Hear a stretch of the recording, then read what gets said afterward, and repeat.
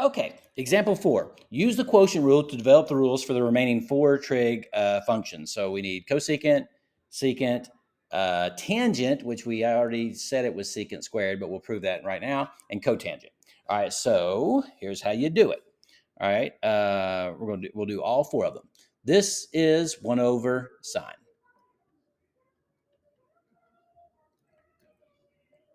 Quotient rule. So here we go. So f prime of theta is going to equal denominator times the derivative of the numerator, 0, minus numerator times the derivative of the denominator, which is cosine, all over denominator squared.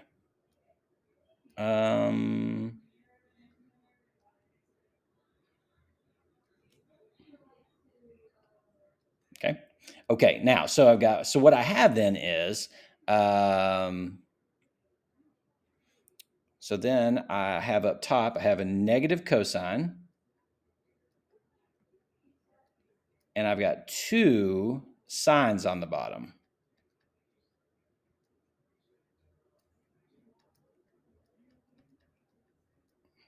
Okay, so probably would have been better to write it this way. I've got a 1 over sine, I've got a negative, and then I've got a cosine over sine. I kind of wish I'd done that to begin with on that second step there. All right, and so this, of course, we have a negative, and then 1 over sine was cosecant. But cosine over sine has a name also. That's the reciprocal of tangent. Tangent, sine over cosine. So cosine over sine is cotangent. Okay, so that's interesting. So the derivative of cosecant is negative cosecant cotangent. You're like, what the heck is going on there? Well, we're going to see something kind of cool happen when I do the secant one. I kind of wish we'd had it first, but that's okay. I always do it first so that you can see kind of what's going on. Notice this co-one's got co-ones there, and we'll do something in just a second. You'll see. All right, so secant then is 1 over cosine. Okay, so here we go.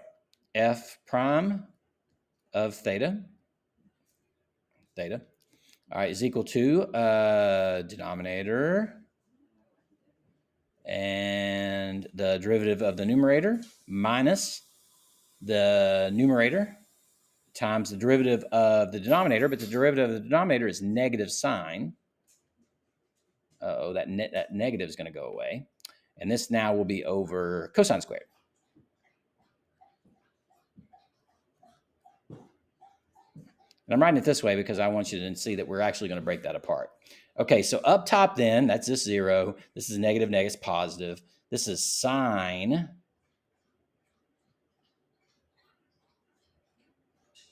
I guess I'm doing the same thing I did a minute ago, which is okay. And then a couple of cosines. Excuse me. Thank you. And so then a couple of cosines, which isn't really necessary to break apart at this point, but it is important for you to know that that does happen. And so I'll just throw me a 1 right there. So I've got a 1 over cosine. All right. And then I've got a sine over cosine. And this one really does flow a lot better because I kind of wish we would have started with that one, but it's okay. I'm not complaining. And so 1 over cosine is secant. All right. And then sine over cosine is tangent. And there you go. So this is how I remember these. Secant is secant tangent. Okay, no cos there at all. Secant is secant tangent.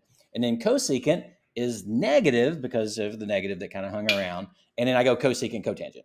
All right, so both of those have cos with a negative. This one, these do not have cos, and it's positive. Okay.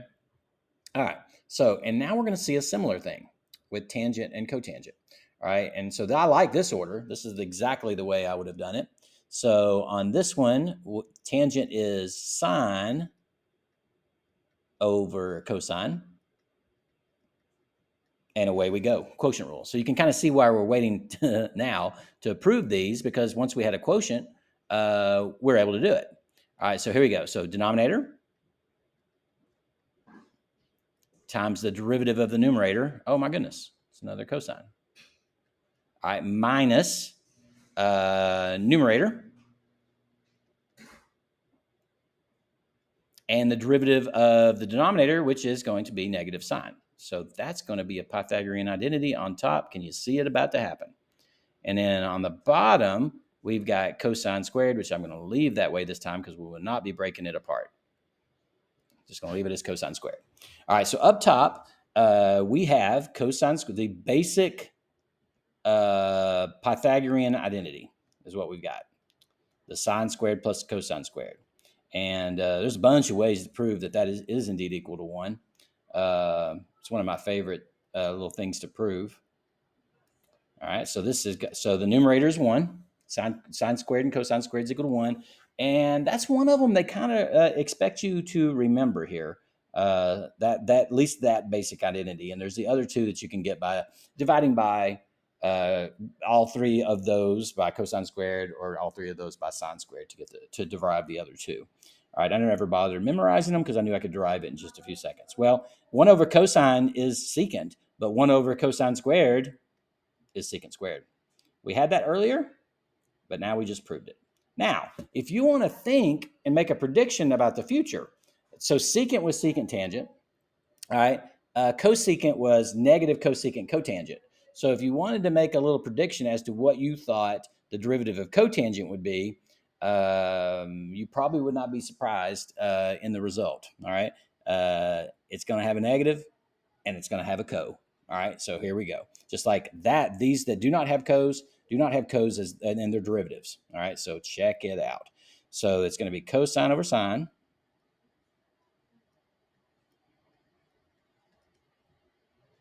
And away we go one more time. If we were in class, I wouldn't take time to do this. I would just say we'd leave the other proof for you to do. It was usually like a homework assignment. But now that we're doing it this way, we're able to actually talk about it. So sine, derivative of cosine is negative sine. So there you go. You know that this negative is not going to go away, and neither is this one. All right, and so now I've got so I had the bottom times the derivative of the top. Now it's the top times the derivative of the bottom. The derivative of the bottom is another cosine. I don't even know if I said it here.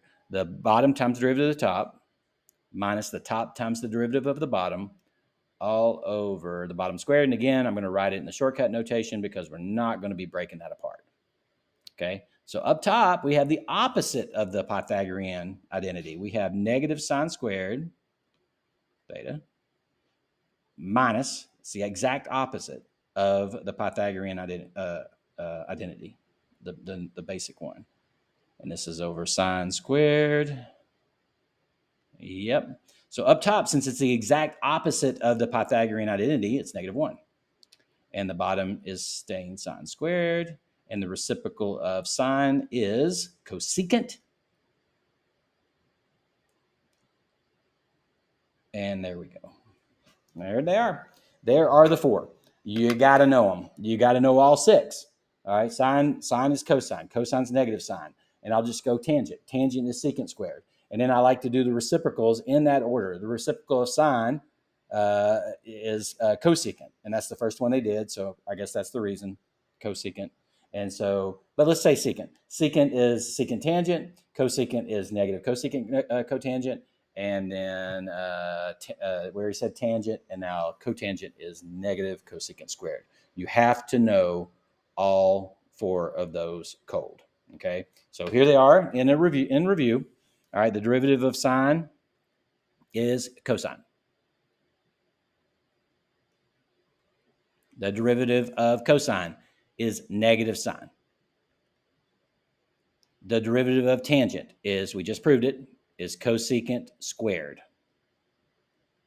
Crazy. All right. Now the reciprocals. The reciprocal of sine is cosecant. Okay. And it's and I like to do this one first. The derivative of secant is secant tangent The derivative of cosecant is negative, and the cos of what I just said. So negative cosecant, cotangent, just one negative. I said negatives, just one negative. And then the derivative of cotangent is negative cosecant squared theta. And there they are.